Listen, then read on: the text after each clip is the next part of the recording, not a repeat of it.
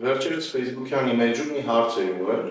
եւ ցավոք ճիշտ պատասխան չունեցանք։ Հարցնում էի, թե ինչ ծագում ունի հայերենում կրվածաղիկ բառը կամ ինչ նշանակություն ունի։ Այսօր պատասխանում եմ հարցին եւ կրվածաղիկը ուրեմն կապված է խաղի եւ տոնի հետ, հնում աստղիկ կամ անահիտ դիցույների նվիրված տոնական օրերին, որոնք համընկնում են ներկայիս վարդավառի եւ համվարձման տոնի հետ, երիտասարդ աղջիկները, օրիորդները, ծաղիկների փնջեր էին հավաքում, իսկ տղաները, ազատ տղաները այսպես կոչված, պիտի փորձեին գողանալ այդ ծաղկի փնջերը եւ այն տղաները, ովքեր կարողանում էին գողանալ, ամբողջ մի հրաշալի խաղ էր դա,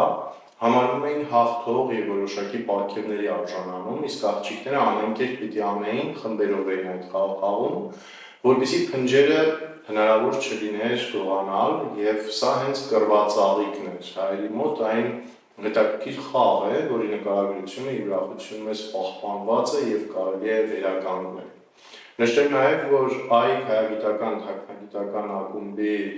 Արար աստիճանը մեկնարկել ենք եւ դերևս կարող եք միանալ բավականին հետաքրքիր նյութերի ենք անդրադառնում ինչպես հայագիտության, այնպես էլ թաքնագիտության վերաբերյալ։